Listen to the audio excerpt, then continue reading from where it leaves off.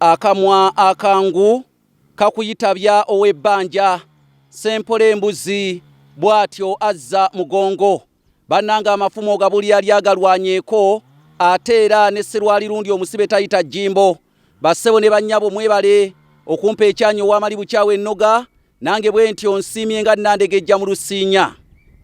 Nze Kanoonya Juma omulangira ow'ebukerekere ntuuse n'akanyomero akamanyiddwa nga eddagala ly'Abaganda era nga mu kanyomero kano tukulambulira eddagala etali limo, tukulambulira ebintu bingi nnyo ebisibukako eddagala ly'Abaganda.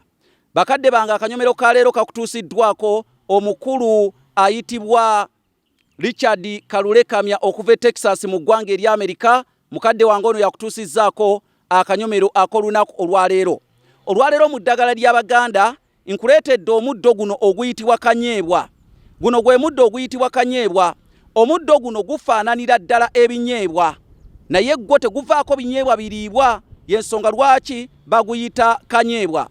Omuddo guno oguyitibwa kanyeebwa njagala okugukunnyonnyolako. Abakyala mulina erinnya lye muguyita, eyo saagenzeeyo era mu kunoonyereza eyo saatuuseeyo, era gulina n'emikolo gye gubakolako ng'abakyala, n'erinnya lye muguyita sijja kulyogera wano.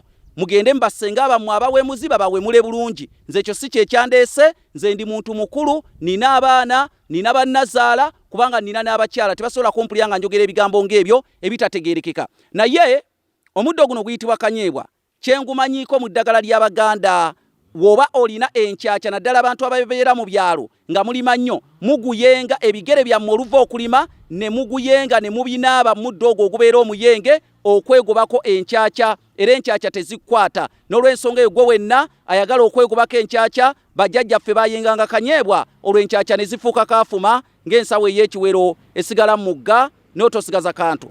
Nze Kanoonya Juma omulangira ow'ebukerekere mbawadde ekikolo n'eddagala mu kanyomero kano akayitibwa ddagala ly'Abaganda.